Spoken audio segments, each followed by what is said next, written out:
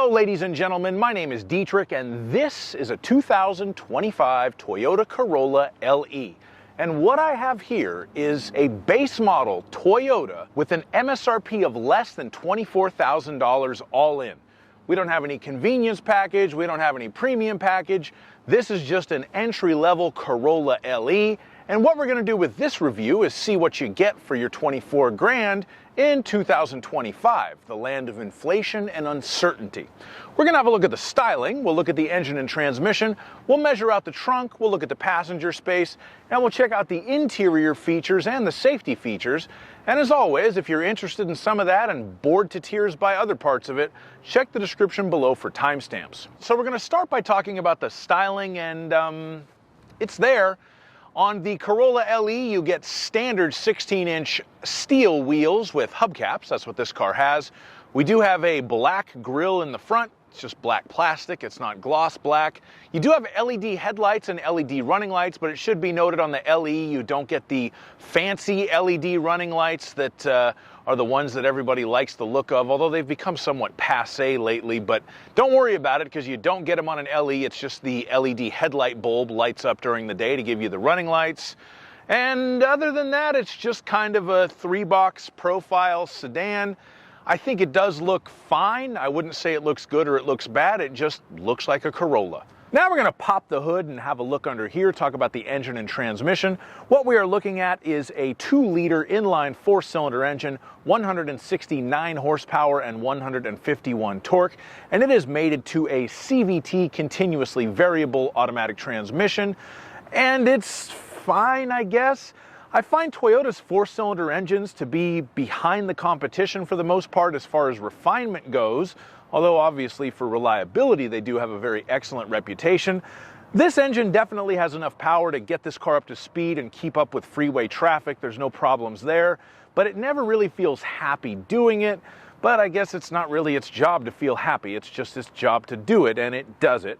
It is rated 32 miles per gallon in the city and 41 miles per gallon on the highway in this particular LE model, so I will do my fuel economy test on it tonight and see if it actually gets that. I haven't done that yet.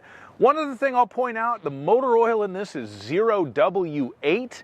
That might not mean anything to you, but that's almost like the motor oil equivalent of water. That's extremely thin oil, but the engine is designed for it, and it's one of the things that helps it get better fuel economy because it literally spends less energy moving the oil around. It's just kind of a crazy thing to see when you're used to putting like 1040 in your old car, and this one's got 0W8, but hey, that's new technology for you. All right, now we're going to measure out the trunk space, so let's go ahead and pop the trunk. Get the laser tape measure out and do just that.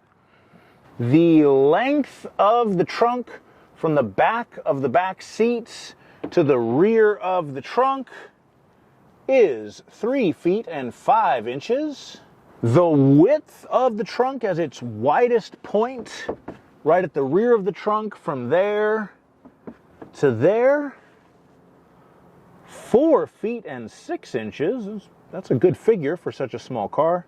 The width of the trunk at its narrower point in between the wheel wells is 3 feet and 7 inches. The height of the interior of the trunk is 1 foot and 8 inches. And of course it's very basically finished, but we do have a light in the trunk. That's nice. And there's a button to push here and another one to push right here to fold down the seats. And with the back seats folded down, you have a pretty impressive 6 feet and 1 inch of length, and that could change a little bit because that's the measurement to the back of that passenger side seat.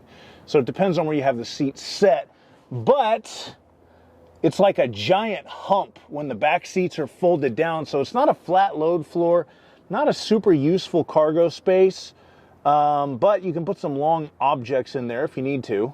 And if you need to lift something into the back of your Corolla, you'll need to lift it 2 feet and 5 inches off the ground. And if I look under here, oh, we have some tools. We have a Space Saver spare tire. So that comes standard, not an option. So there you go. That's the trunk in a Corolla LE. Now we're going to check out the passenger space in this Corolla LE, and I'm going to use myself for this measurement. I'm 6'5", so let's see if I can sit behind myself.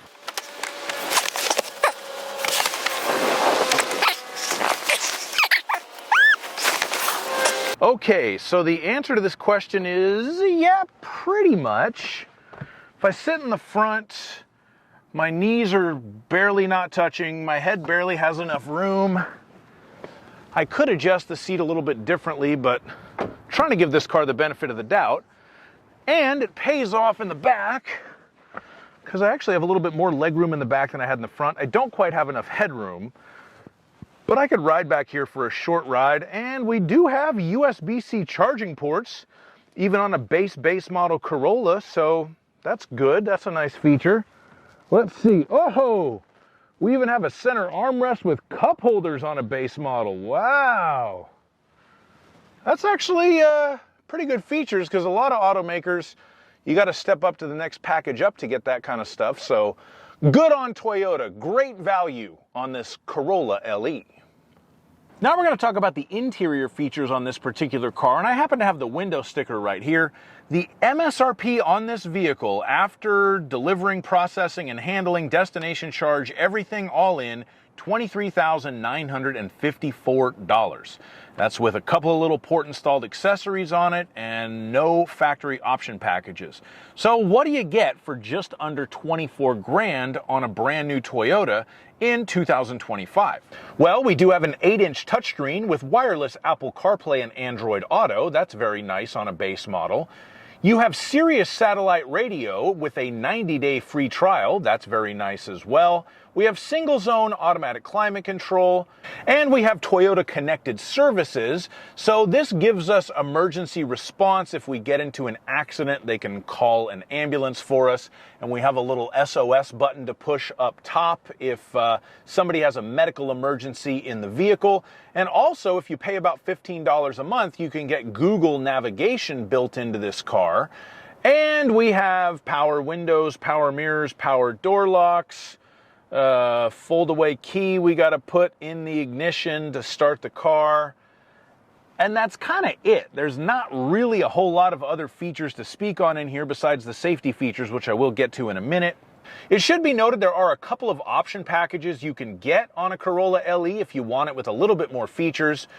$930 gets you the LE convenience package, so that gives you the smart key system with push-button start and the blind spot monitors, which are the little orange lights in the rearview mirror that light up when there's a car in your blind spot, and rear cross traffic alert. Or for $1,415, you can get the LE Premium package, which gets you all of those same features, plus 16-inch alloy wheels, so you won't be riding on hubcaps, and QI-compatible wireless smartphone charging. Whether or not either of those packages is worth it to you on one of these cars, well, it's kind of up to you. Now we're going to move on to safety features, and actually there are quite a few on this entry-level car because it does come standard with Toyota Safety Sense 3.0. That gives us pre-collision system with pedestrian detection, so if it thinks you're going to hit something, it'll beep at you first and then slam on the brakes if you don't do something about it. You have a lane departure alert with steering assist, so it'll beep at you if it thinks you're going to drift out of your lane, and it can correct your steering if it wants to. You have automatic high beam, so it can dim the high beams on a dark road at night if another car is coming. You have road sign assist, so it'll tell you what the speed limit is. And you have the full speed dynamic radar cruise control. I'll put a link that shows you how to use that in the description. And we have proactive driving assist, which is the most Toyota thing ever.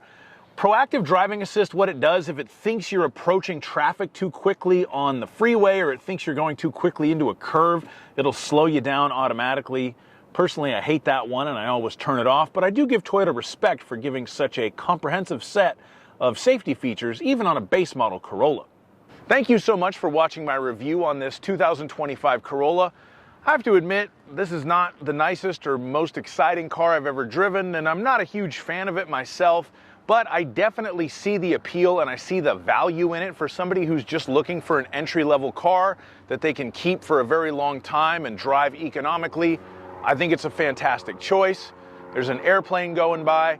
As always, please leave me a comment, like my video, and subscribe to my channel. And please have a great day. Bye-bye.